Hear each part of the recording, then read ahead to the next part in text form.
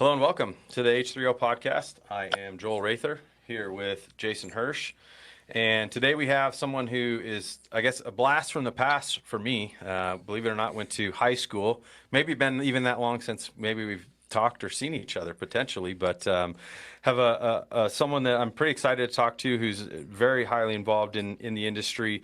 First and foremost is a veteran, which is extremely important and something that we value very highly. He is former Marine Corps Scout Sniper, which is something that should be very highly regarded and very impressive to say the least. So we thank you for that at the very start. He's worked as a security contractor and currently is the marketing director for Hornady. So we're pretty pleased and excited to welcome Neil Davies. Neil, how are you? Good. Thanks, Joel. Jason, thanks for having me on here. Yeah. It's probably been a long time, Joel, but we played football together for probably about a year or something like that. And yeah. Probably took a few beatings. Now, I would imagine. before we begin, I'm under the understanding that once a Marine, always Marine. You're never a former Marine. Is that true? Always a Marine. Yeah, it's true. Yeah. So fair enough. But interestingly, I think that your background, obviously coming from a military perspective, talk a little bit about your progression into where you are today. Obviously, they fit very well based on what you did in the military, but now what you do on a day-to-day basis. Yeah, I served in the Marine Corps, like we've talked about, and then I decided that it was time to come home and to raise our kids, and we decided we want to move back to Nebraska to do it. And there was a couple places that I'd looked at wanting to work for. Hornady was definitely one of them. And, I sent them my resume kind of blindly, didn't really know what I was qualified for at the time.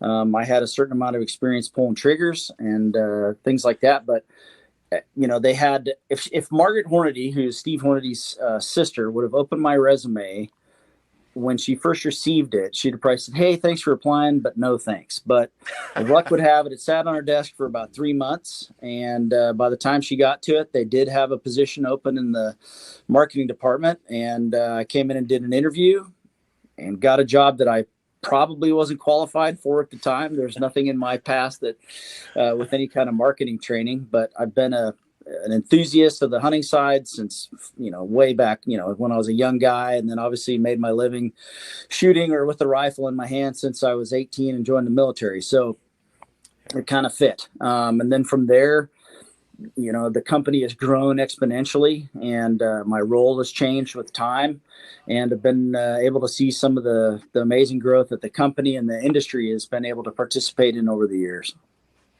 Yeah, that's pretty awesome. I mean, I think that a lot of us would love to have that trajectory where it just, things kind of fell in place, and here you are now. It's been I think you've been there, I think of when I looked at 16 years. Is that correct? Yeah. 16 years. So obviously must not be that bad a place to be if pretty good for not being qualified. Yeah. No, they say fake it till you make it, right? Yeah. Well, they haven't caught on to me yet. Hey, every day. Make sure they're not watching this podcast. So I don't want to let the cat out of the bag. Yeah. Well, I know probably the easiest as far as a follow-up to that is the current state of affairs and looking at things, and it's been a challenge. I know I've watched things from you guys as far as social media and stuff and the ammo, right? And how much it has been really tapped into and difficult for you guys. I know been scrambling like crazy. Like, talk about how, you're maybe from both sides of it, from being an outdoorsman and a hunter as to, work, what you do as far as work goes, like what your kind of perception of the ammo shortage and those types of things looks like and what you guys are doing to keep up, I guess. Yeah, I'm still an enthusiast myself. So I participate, I shoot, I hunt, I do all these things. And so part of my job as the marketing director for Hornady is to kind of be the advocate for the consumer within our company. And right now, unfortunately, demand is outstripping capacity across the board. Our company, every company that's out there that's making ammunition or components or reloading tools, So in that regard, it's kind of unfortunate because people can't find what they want when they want it. Not, that's always going to be a problem, regardless of uh, the the situation in America or the world. There's always going to be something that maybe wasn't made lately that you didn't get, and or maybe it was made in limited quantities. But right now, obviously, I assume you and your listeners or viewers are aware. People are buying everything they possibly can. There's a lot of people that are concerned and think that there's some kind of conspiracy or something. I can assure you, there's absolutely no conspiracy. Every bit of ammunition that we make is going out to our distributors and to our big box customers and to our buying group members. That's then going directly to retail. We do have some law enforcement and military contracts, but they are not anything compared to what we do on the commercial market. But to put it in perspective, I mean, everybody just look at your own buying habits. Everybody can understand how we ran out of toilet paper for a while. Well, this is much the same. I mean, people weren't going to the bathroom more than they did before, but when they saw toilet paper, they freaked out and bought as much as they could. Well, that's what's going on now. So a guy, a gal, whatever is going to the store and they're buying, instead of buying that 3 boxes or 5 boxes that they normally would have bought, now they're buying a case, 2 cases, whatever the heck they can get. They're buying that. The other thing is, we had a guy from South Carolina or somewhere that has a real late deer season, and he was upset because he couldn't get 270 Winchester ammo. Well, there's trickle down, and that's what's happened. So the same people that decided they needed to get a whole bunch of 9 or 223 or what have you, well, then they also own a 270 or a 30-06 or a 300 Win Mag, and they bought a whole bunch of that too, and it just kind of snowballs from there. So there's plenty of ammo being made, and if you can't find some, your neighbor probably has a case or two that they just bought, and that's what it's happening. Some of the interesting. We know a guy. Yeah, exactly. But I mean, the statistics are in 2020, according to NSSF, we added 8.4 million first-time gun owners. That's a huge number. Yeah, I think the number that's thrown around is about 45% of American households are gun owners, let's say. So somewhere around 100 million, maybe. So how many of those people are active? I guess we don't know, but that's a lot of people that own firearms. And if a majority of them are out buying ammunition, now you can kind of make sense of why it's so hard to find something. Yeah, I think I heard the number was like 8 billion rounds behind schedule for the ammo manufacturers. They're just trying to catch up to demand. Yeah, it wouldn't surprise me. I mean, we are extremely back ordered right now. And some of the other misnomers that people have is they think that us and those like us have switched over to making only 223 and 9mm or something like that. That's not true. So when you're making bullets are it takes length to make weight. So if you want a bullet that's a 7mm that's 139 grains and a 7mm that is 160 grains, well, it just gets longer, right? So 7mm, etc. But so certain bullets are certain lengths, right? So certain presses have a stroke that makes that bullet versus another bullet. Same with ammo. So we have presses that make certain lengths of bullets, and we have other presses that make certain lengths of ammo. So those machines make that ammo. So no, not everything is being switched over to make 9mm or 223.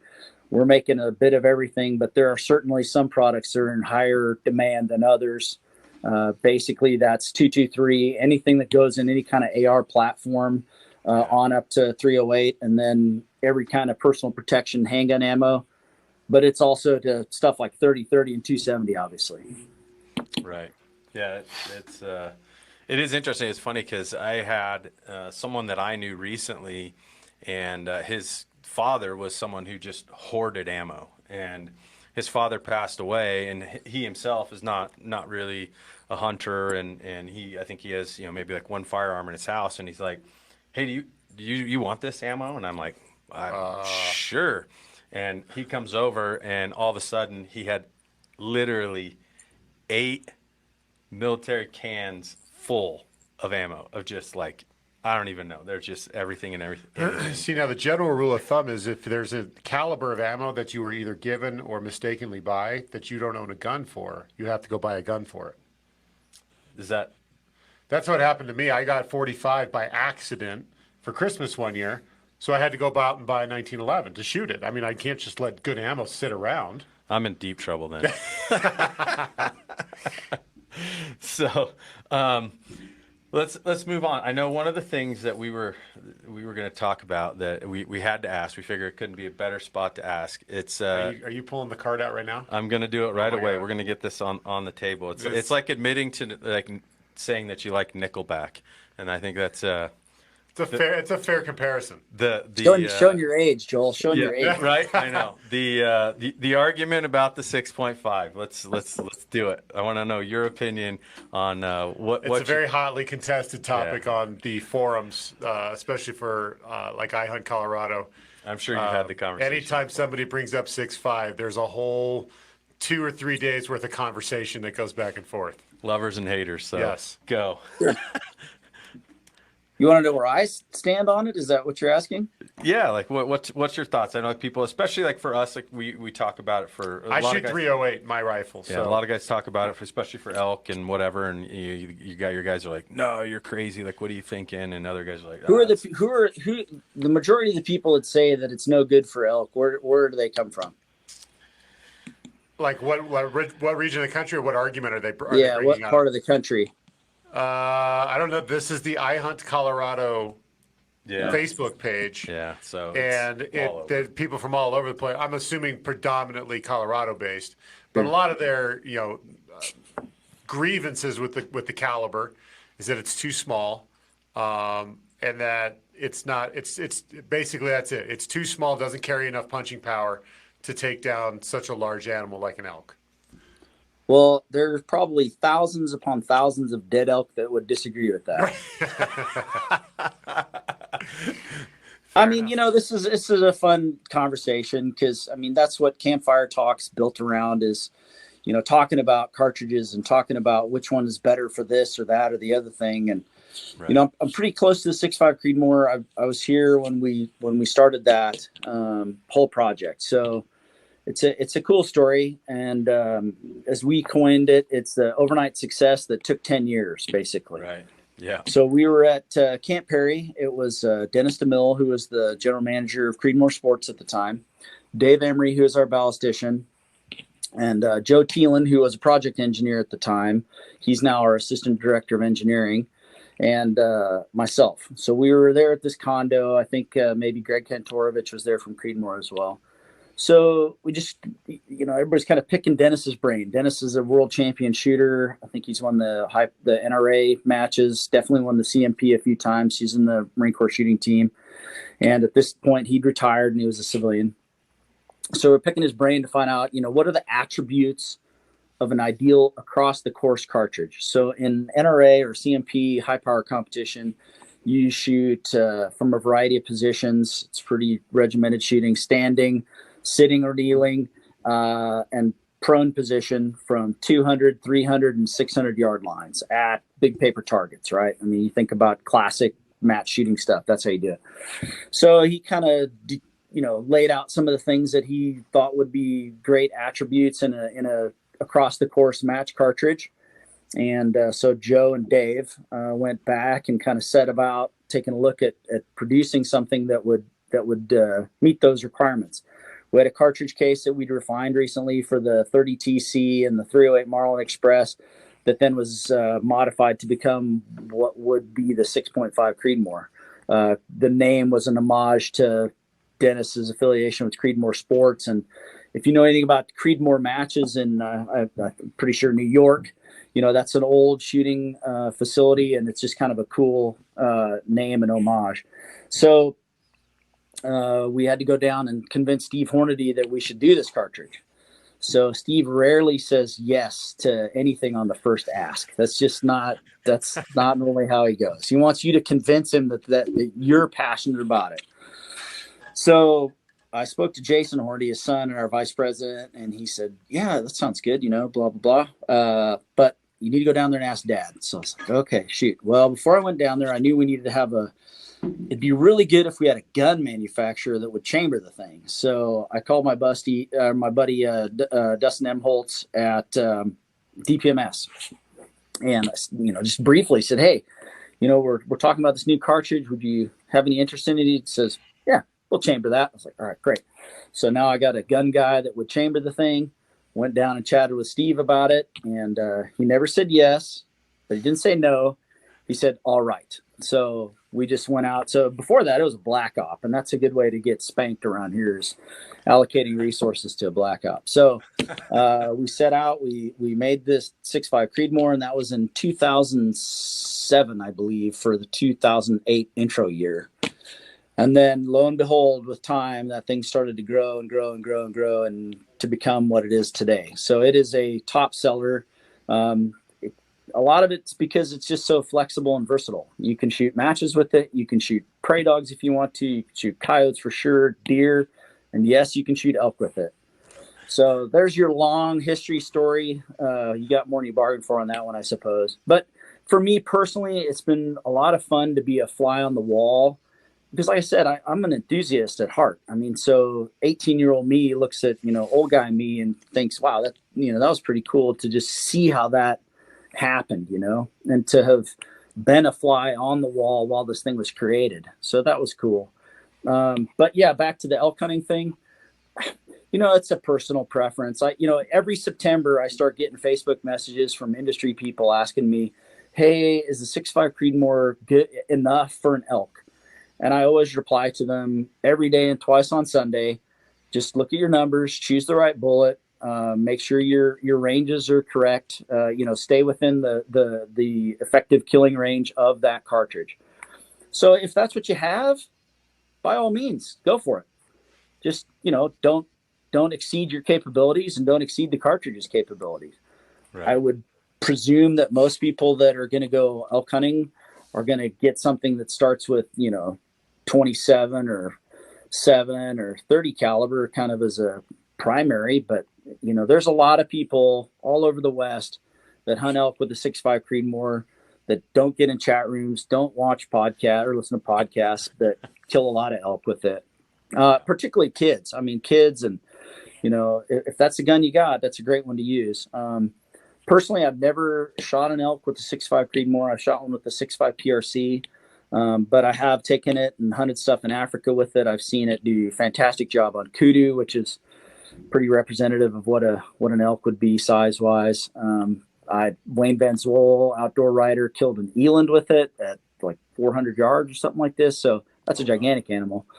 It can be up to 2,000 pounds. So it's capable. You just got to do the right thing with it. Yeah. Shot placement at the end of the day, right? Doesn't really matter.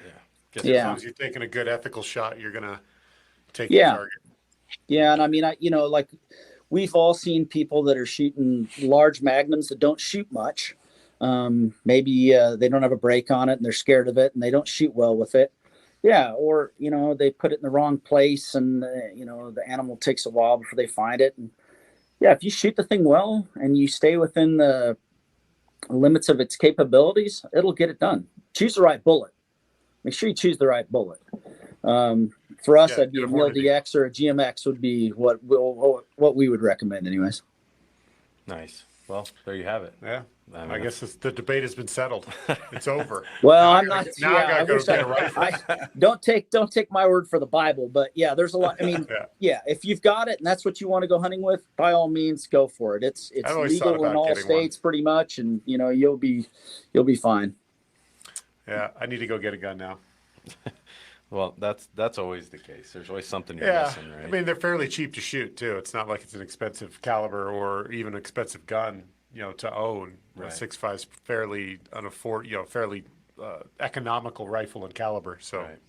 So for you, especially knowing, I would say the resources and probably what your gun cabinet looks like and the amount of different animals that you've taken all over the world, which is pretty cool. I mean, watching some of the hunts that you've been on, I think I have a lot of envy and all the cool places you've been able to hunt, and I'm like, I need to do that someday. That's very cool experiences. I'm sure that those are lifelong memories. But how do you go about, from your perspective, like when you say, I know with your chamois some of the, like you mentioned, South Africa and things like that, or Africa. Like, where's your decision making go in terms of, do you have a go-to where you're like, this is my most versatile? How do you kind of like make those decisions based on for a cartridge or a bullet or what? for either, I guess, like where's your process start when you say, I'm going to go do this hunt and, I'm going to determine what I'm going to use in terms of, a Sure. caliber or whatever, what's your decision-making process look like with that? So typically, I'm an industry guy. I do plenty of hunting on my own. I can frustrate my wife because I'll go on an industry event somewhere and I'll come back maybe and change clothes and then I go goose hunting for 2 days. So I'm, on my own. So that's just what I do. It's part of my life, I suppose. But so typically the way it works is we're affiliated with television shows, and then obviously we do work with the editorial groups. So we'll take writers on events so they can cover our products. So when we do that, it's typically a new product that we've got available that we want to have them go out and test. So we kind of build the event around that product. So, we're not going to take people out with VMAX bullets to go shoot deer, but we'll certainly go shoot prairie dogs. So some of that's pretty intuitive, obviously. But yeah, once you're looking at what you're going to shoot, like say you go into South Africa or somewhere like that, where you might shoot different sizes of animals. A 300 Win Mag will do pretty much everything over there, but it's certainly more than you need on a little Steenbuck or something like this. So somewhere, if you get to choose, you can pick a happy medium. And then again, like we were talking about with 6.5 Creedmoor, just kind of make sure you stay within the effective range of your combination that you're actually shooting with your cartridge and bullet. So when we did the Precision Hunters and the ELDX bullets, we were testing bullets on that event. So we went to South Africa and we had a big group of riders that went there, and the goal was to test bullets. We were for sure hunting, but it was really the first time we got to test the bullets at range and to see how it performs on a variety of animals. And those were prototype bullets. So we shot smaller animals at closer ranges, and then everybody's shooting a 300 Win Mag with a 200 grain ELDX then. And then we also did some stuff. We were trying to shoot cull animals at long range to see how the bullets performed.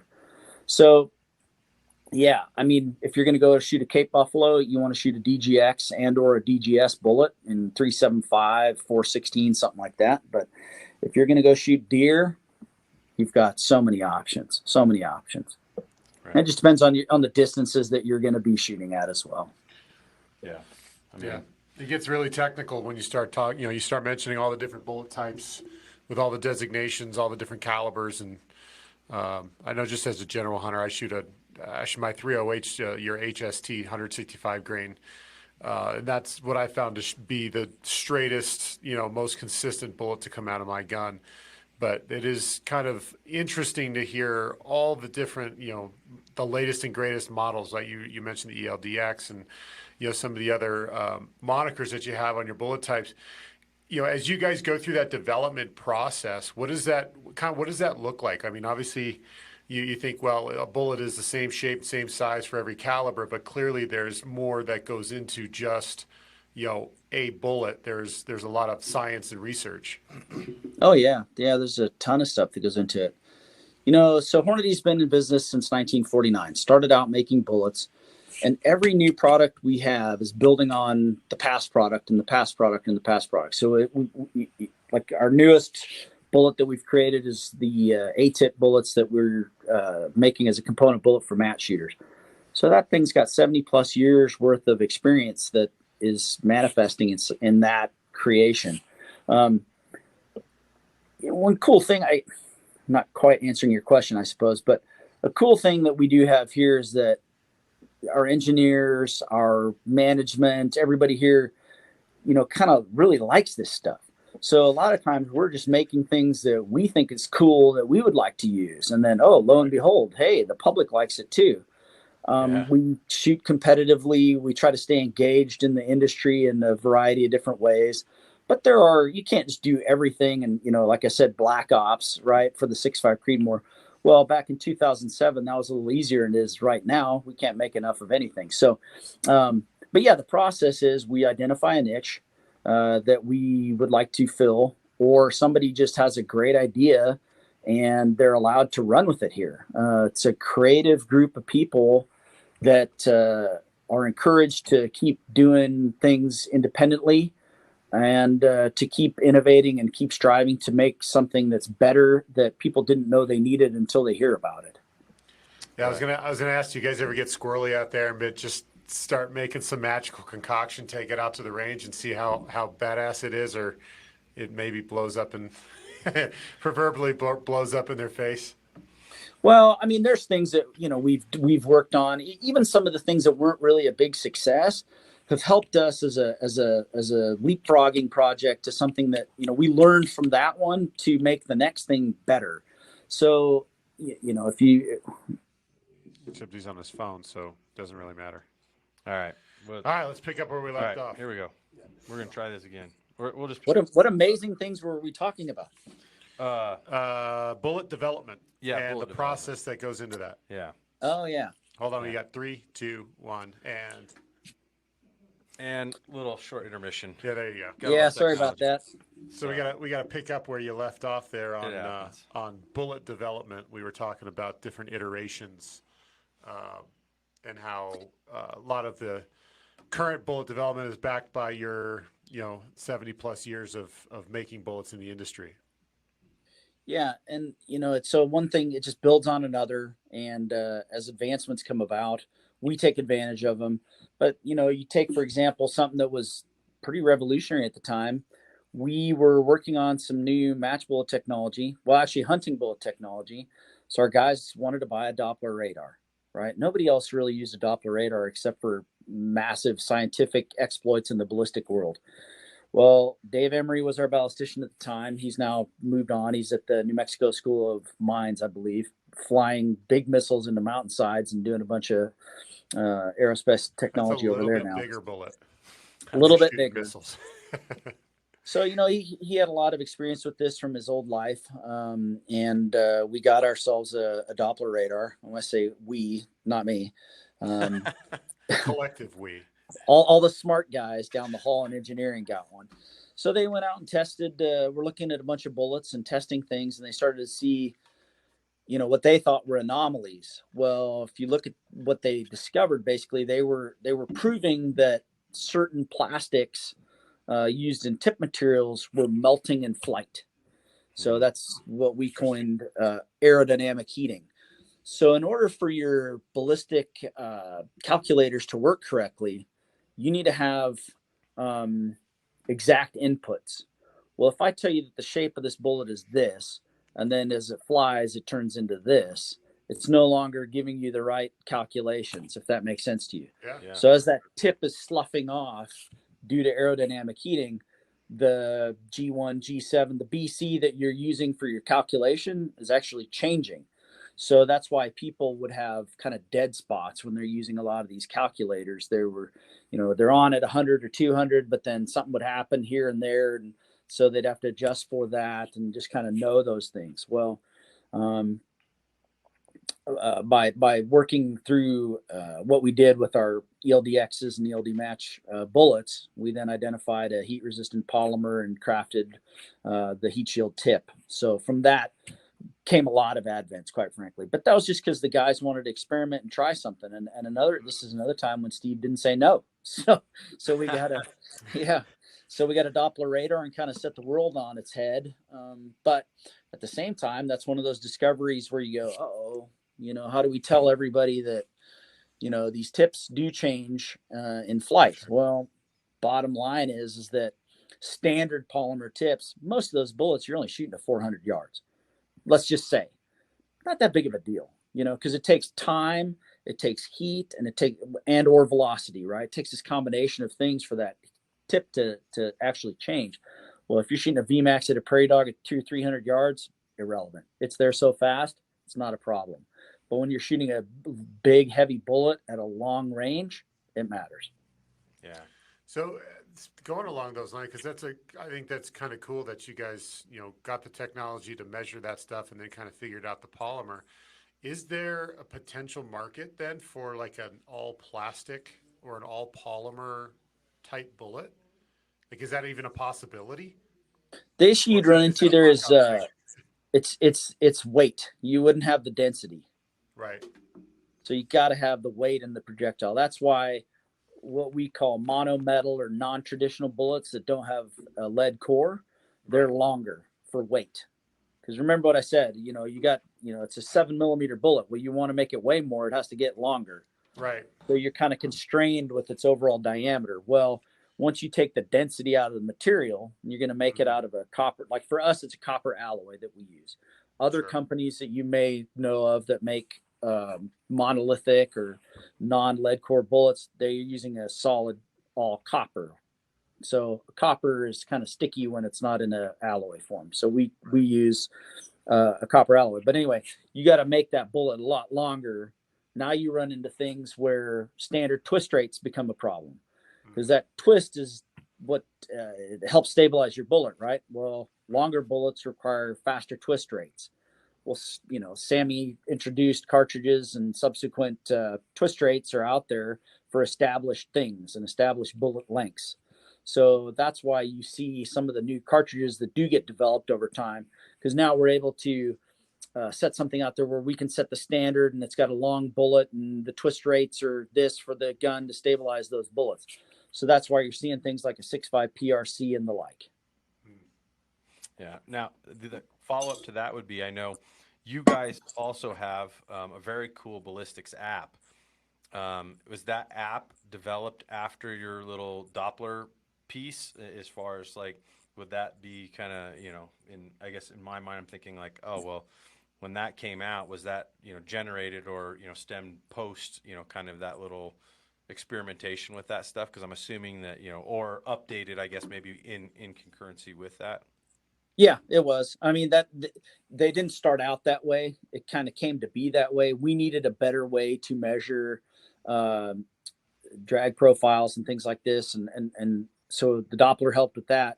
But then all the ballistic programs that are out there weren't really giving us correct data. So again, like what I said about, you know, there'd be some dead spots here and there. So when you look at a standard BC curve, I'd have to do it with hand signals and have a whiteboard behind me. But long story short, when you're entering a ballistic coefficient number for a bullet, you're comparing it to a known bullet shape, right? So a G1, I think, is a Krupp projectile from like World War One, maybe, or before that, something like that. It was a German field artillery projectile. So it has a flat base and it has kind of a conical tip, right? So that's what G1 is used. That is G1. Everything is based off of that for G1. You know, so if you're 0.5, you're 0.5 of that, right? And then G7 is G1 like generation one. Is that kind of what the G is? The moniker? No, I wish I knew the answer. I'd have to look it up for you. I don't have that one off the tip of my tongue, but it doesn't mean I'm pretty dang sure it doesn't mean generation. But then there's a G7, which now is modeled after a field artillery projectile from the 50s, which has a boat tail and kind of more of a different profile on the tip. So now your bullets that you're measuring against a G7, so that's why you get a 0.7 or 0.2, whatever you're getting, it's a percentage of that, right? So like our 50 cal AMAX, it's BC, it's G1 BC. I've got it on the board here somewhere, but it's better than 1. So it's more aerodynamically efficient than the model that it's being compared to. So long story short, you have this kind of sliding rule. So you're taking your projectile and you're shoving it into a model that we know. So this G7 projectile, it does this. Well, your bullet does this for most of the time, but somewhere down here, it doesn't quite match up, right? So that's why people would have to do certain things with their apps in order to kind of true their trajectory and do all these things and basically slide it back or forward or whatever with velocity and all these things to kind of make that marry up. Well, that didn't seem like the right way to do it for our guys. So we set about to, you know, kind of craft something that would be better. So that's when we did the 4 degree of freedom or 4DOF ballistic calculator that's available on our website, but then most recently on an app form on your phone. Yeah, I mean, for a guy like me, like Scotty, who was sitting in, as I mentioned, like in our email pre-show, he's a competitive shooter, and then Jason is even more knowledgeable on this stuff than I am. I'm the type of guy that, like, I'm gonna go, hey dude, what should I shoot? Like I mean, I think maybe that's why, like, as I've progressed in big game hunting and things like that, I'm almost I lean towards the bow, even though there's plenty of complexity in the bow nowadays too. But I think part of it, there's even a little bit of me that's like, man, my education level and looking at some of these things that are now out there in terms of technology with ballistics calculators and stuff are just so much more helpful to the person who is an avid hunter that can go and look at a stack full of whether it's either guns or ammo and go, holy crap, where the heck do I start? Yeah, it can be overwhelming. And it can be very overwhelming, and to start to understand some of these things. And so those tools, I think, become hugely important. And so for me, like, those have been helpful for me to get a better understanding of, if I grab a bullet, what's it going to mean when I actually chamber that and want to send it down range, and then what am I aiming at, and all of these other things. And it becomes pieces of the puzzle that start to help you make more educated decisions. Because in a lot of cases, like, I look at myself personally, the first rifle that I owned was like, oh, hey, here, and dad hands it down to you, and you go, well, that's what I'm shooting. Right. And then as you evolve, it becomes something where now you're going, well, I want to hunt this, or I'm going to compare it to where I started and where I want to go, or what I want to hunt. Yeah. And it becomes just so many more pieces to that puzzle. And Well, that's kind of how I got into rifle shooting. Was, the internet is a great tool, obviously, but it was, I only wanted to buy one rifle. And I said, I want to buy one rifle that can kill an elk, it can kill a deer, pretty much kill anything that I'm going to hunt in the state of Colorado. And, through my research, I figured out, what? A 308 can pretty much do it all.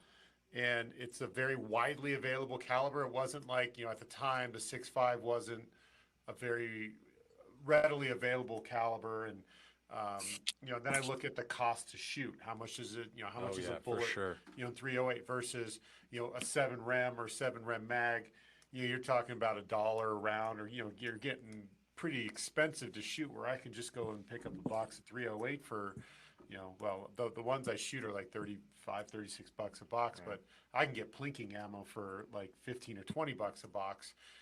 And it makes it a little bit more affordable. So that's all part of the research that goes into things. It's just trying to find versatile calibers, but also one that, it's not going to kick like a mule, because I don't want to buy a rifle and hate shooting it and just never Right. want to go shoot it again. I want something that's going to be where fun I am. to shoot. My 30-06, which is, again, that's my first one that got handed down to me. I can't stand shooting that thing. Every time I put 5 rounds through it, and the next thing I know, I'm like, you start getting into Getting the a little flinches shy, and like, anticipation my of trigger shoulder. and all that other stuff, and I'm like, I'm defeating my own purpose. Like, I'm screwing myself before I even step in front of anything. And to me, then it becomes an ethical piece where I'm like, I'm not doing justice to the hunt and to the animal and to everything else, to walk in knowing that that's kind of in my own head. And so I've practically gotten to a point where I'm like, I don't know that I want to step in the field with that firearm too much, because I've kind of went down that process. Right. And so it is, it is what it is. It's interesting. But moving on, I got a couple things. We're gonna move on to a little bit more fun stuff. I want to talk to you, out of all the hunts that you've done, or maybe all the animals you've hunted, like, what do you what's at the top of your list? What are maybe your either most memorable or most enjoyable, or things that you're like, man, if I could do that again, I'm doing that for sure. Yeah, I get asked this one quite a bit, and I don't know why I don't just kind of craft some standard answer. A deer over your right I shoulder looks like a good place to start. yeah, there's a springbok back here and the ever elusive whitetail deer. I haven't hunted everything in the world. There's not, there's plenty of things I'd like to do, but I've been very rewarded in my hunting career and then throughout the industry, and I've been able to do a lot of things, quite frankly. And I've done, my bucket list trip was a trip to quote unquote Africa in 2009, where all I wanted to shoot was a springbok, which is that guy, a zebra, I think, gemsbuck, and a kudu. And on that trip, then I did a hartebeest and a warthog and all this stuff. So, I mean, that was my original bucket list, and I've been fortunate enough to surpass that on numerous occasions. I have hunted dangerous game in Africa. I've hunted leopard. I've hunted Cape buffalo. Even hunted bull elephant, which for some people it's kind of controversial, but there's a lot to that, which I'd love to spend some time on. And but to be fair, like the animal that I covet the most, which is the hardest to in order to kill a big one, is the good old generic American white-tailed deer. I mean, if somebody comes into your house, they might see the second largest, white-tailed gnu, and they go, "Wow, that's cool. That's from somewhere else. Nice." But they come in your house and they see a big deer. They know exactly what it took to get that thing, and they know how much time you spent to try to shoot one, bow, rifle, however you do it. But to get a free range or a fair chase, big mature white-tailed deer, that's tough. It's just not easy. Yeah. Any opportunities to go after a Neil guy? I've never shot a nil guy. I'd really like to, because people always tell me how tough they are to kill, and you can't use this cartridge and that cartridge, and I'd kind of like to see that for myself. It's kind of like the elk with the 6.5 Creedmoor. Yeah, I mean that's like they're just such. I think they're technically in the antelope family, but they're like the size of a horse, and I don't know. They just look out of this world. I think it'd be really cool to kind of go after one. I've eaten nil guy. It's delicious. So that's what I hear. I'd that love as well, to. Yeah. Yeah, Axis is delicious. Black buck's really good. Nil guy's good. I haven't shot one, like I said, but I mean, it's moose is delicious too. So yeah, it's right up there. Nice. Yeah. But yeah, Texas has got a lot going on, and it's fascinating. The one thing I'm kind of off the cuff here, but the continent of India, or the subcontinent of India, is just kind of a strange place with all these animals that come from there, because part of the animals are European, so deer and things like this, and then part of their huntable species that are now around the world are antelope. So part of it is Africa and part of it is Europe. It's just interesting because you can kind of see how that must have separated from the Horn of Africa at one point in time, and it's just got this diverse group. I mean, bears, it's got leopards, it's got elephant. It's just got this amazingly diverse group of animals that a lot of them now are in Texas, so we get to hunt them. Yeah, that's interesting. So speaking of something that is very unique to hunt, and I know that you did this recently with Fred Eichler, and I remember messaging you about it, was being from Nebraska, like you and I both are, that you never really get the opportunity to. In fact, I didn't even realize growing up until probably years after college you could even hunt them, because they're kind of coveted in Nebraska as the the mating grounds and all that are right in our backyard. There is the Sandhill Crane, and I know you went out and hunted them with Fred in Colorado. We don't want to ask where, but talking about that, like that, you can text us later. Yeah, that to me is like that's something that I want to do, and it's not that far unreachable. But like, how is that compared to you do a lot of goose hunting and stuff like that? Like, talk about that experience, because I thought that was awesome. Yeah, I mean, I echo exactly what you said. When you go get for us in Nebraska, a lot of people don't know, but Kearney, Nebraska is the epicenter of the crane migration. So every spring they stop along the Platte River from, somewhere around probably Grand Island to Lexington, maybe. And I think almost every Sandhill Crane in North America, if I'm not mistaken, stops here. And, I don't know if they're not mating, but maybe they're courting, I think, and just kind of getting ready to go. And then from here, then they fly north. So for us, there's no hunting season, and they really only show up in the spring. So in the fall, they'll fly over us, and you can sometimes hear them like on the opening weekend of pheasant season or something like that. You'll hear them kind of purring as they, or whatever their noise is, pterodactyl sounds as they fly over you. Yeah. But they don't really stop. So there isn't really much of a huntable population in the fall. So yes, they are, it's like getting a bald eagle permit. I don't know how else to put it. So yeah, you get a Sandhill Crane permit, and in Colorado, I think you can shoot 3 a day or something like this. So we went out and hunted cranes, and the game warden actually hunted with us. So that added legitimacy to it. I didn't feel like we were doing the wrong thing. So the moniker for the Sandhill is the ribeye of the sky. Is it the Yeah. ribeye of the sky? Is it Yeah, really taste that good? yeah, it's delicious. I kept one that I'm going to get mounted because again, it's just such a prize here because we don't have Right. them, but, we ate a couple of them, and I just put them in a crock pot with just some mixture of whatever I could throw in there, and boy, that thing tasted like a roast, just like a beef roast. It was Wow. delicious. That's pretty cool. Yeah, I'm hungry. Yeah, right. So, I think the last thing here, and then we'll probably get to a wrap up here. Is talk a little bit. I know you guys, and you mentioned it a little bit earlier, is your involvement, especially with the competitions, the shooting circuits, and some things like that. Obviously, you guys sponsor quite a bit of shooters and things. Maybe just touch on that because I know you're at a lot of them. You go out and you're part of them. I'm sure that there's a ton of marketing opportunities there. And what outside of just it being something fun to go do, how does that outside of the marketing and things become something that's super valuable to you guys? Are you guys utilizing those guys? Things as far as like decisions and how rounds are handling and stuff like that, because obviously you're talking about very skilled people that are extremely good, and I'm sure that their level of ability to feel out how a round is handling and things like that is much higher than some idiot like me. yeah, and me, quite honestly. So I mean, the people that we work with are, they're junkies, a lot of them. Like I've seen trap shooting junkies, just like people see golf junkies. There's just people that's what they do. So there's precision rifle shooting or PRS junkies. There's CMP junkies. There's 3-gun junkies. I mean, that's just what they do. It's how they identify.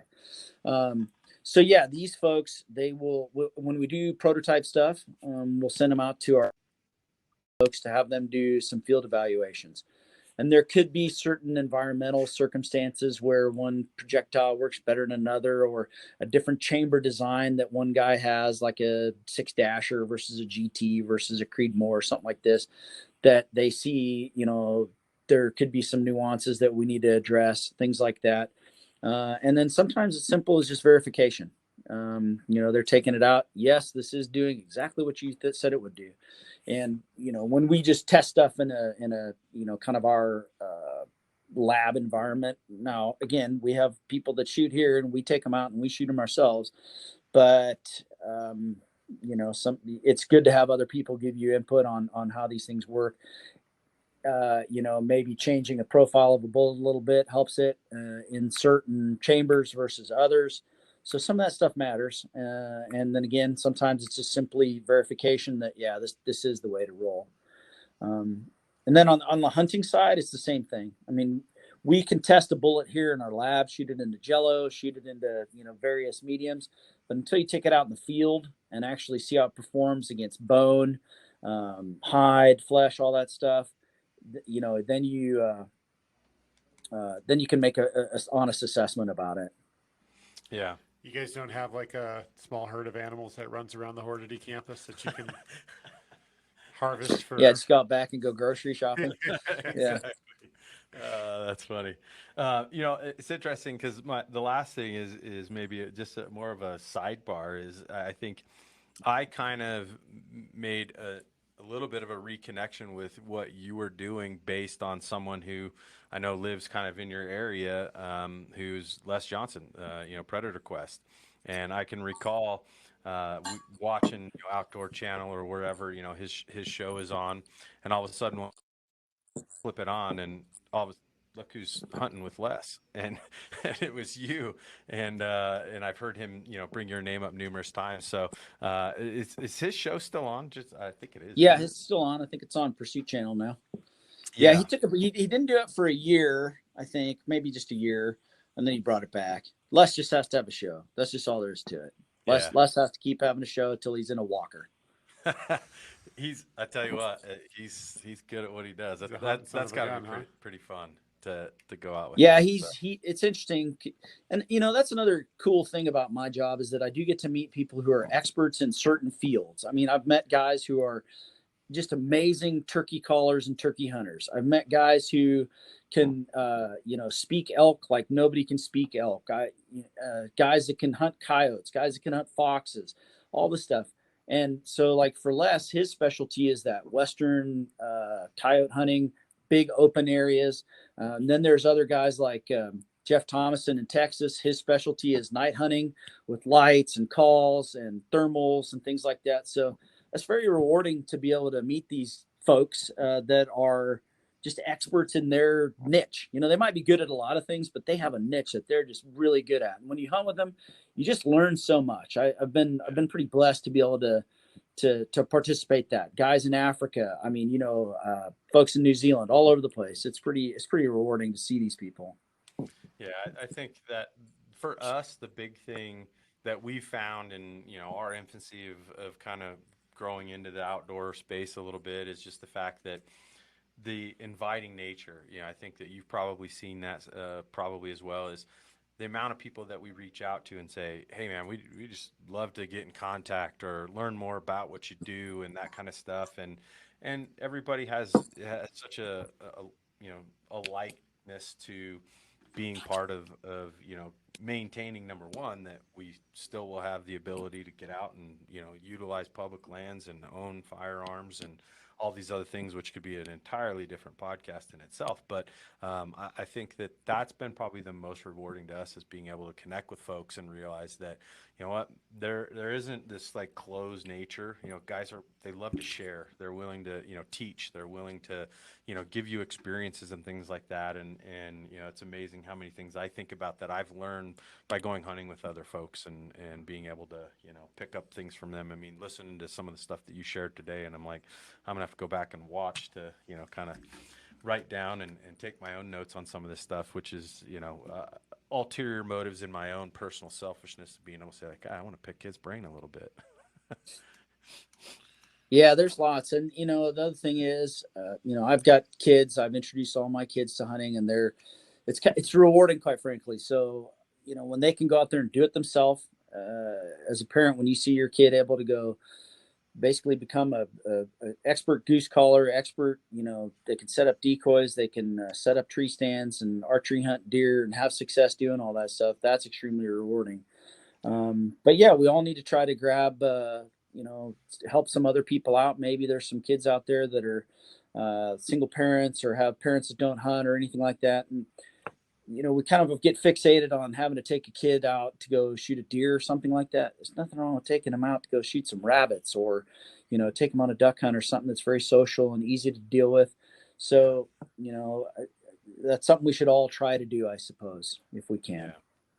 Yeah, I mean, that's how I got into it. I mean, I grew up in California. My parents hated guns, and they're animal lovers. So somehow I managed to morph into an archery hunter. I bought a rifle, I shoot waterfowl. We'd you were just saying, take kids out on a duck hunt. I took my son out a couple of weeks ago with Joel and one of our students here, and we had a blast. And it was awesome because he didn't have to sit still. He didn't have to be quiet. Yeah. He got to see and experience, the reason why we like to be out there and why we do those things. And he had a flippin' blast. And absolutely, he still talks about it. And at the end of the day, he's like, whenever I get up early, he thinks I'm going duck hunting. He wants to come with me. So that, that makes, gives me that proud papa moment, and makes me hope awesome. that the future is going to be bright for him in the outdoors, much brighter than it was for me at his age. Yeah, he's going to be a way better hunter than you. But he's already a better shot than me, I'll tell you that much. But, and I learned archery hunting from, Joel, because he kept talking about how awesome it was to be in the woods. He's like, oh yeah, Darb had this deer here, or he had this buck, and I was going to shoot this bull at 20 yards, this and that. I'm like, well, damn it, now I got to go buy a bow. I only have a rifle. Yeah. So yeah, it didn't take long. That's how it is. And to be fair, archery hunting is extremely rewarding. You just got to be willing to. Well, I had FOMO. Sit for a long time without shooting one, though. But we've done a pretty good job of taking our bows for walks around the woods the last couple of years. Yeah. Like Every nature time I go hikes. archery hunting, it's like I'm an armed deer watcher or nature Yeah. watcher. It seems like. Yeah, exactly. Yeah, exactly. Yeah. We start bringing cameras that way. Yeah, it's just we can start recording our antics. because I'm sure Yeah. like my wife always like, what were you doing? And I'm like, ah, just we'll start taking pictures and filming. That way you can at least get an idea. You don't really want to know what we were doing out Come there. home empty-handed. She's like, I'm gonna start going hunting. You Yeah, suck at Pam's this. already told me. She's like, I'm going hunting next year because you suck. So, All right, Yeah. good luck. yeah, but anyhow, well, first of all, Neil, thanks so much, man. It's good to catch up a little bit, and it's been obviously tons and tons of years, but we appreciate your time, and I definitely will follow up again, and love to see what you guys continue to do, and obviously for us in terms of what we like to support and things, it's it's the people, it's the brands, it's the companies that we believe in and want to use, and so it was a pretty easy. I kind of kept pinging you like I got to find a way to reconnect, because not only Poke, have we not talked in a long time and whatnot, but at the same time the circles, it's funny how they kind of always come back around. So it's cool to catch up with you, and like I said, I feel like I live a little bit vicariously, because I'm like, oh, what's he doing now? And Hey, just remember, we all live our best life on social media, Joel. So that's true. This Yeah. is true. I know. I need to start doing that. You start living a better life through social media. But anyhow, well, who knows? Maybe we'll run into you again, and I'll definitely be sure to follow up, and hopefully you have a good weekend, and we'll look forward to seeing what's next with you. Yeah, thanks for Well, joining. thanks, guys. Thanks for having me. Appreciate Yeah, it. we appreciate it. Thanks.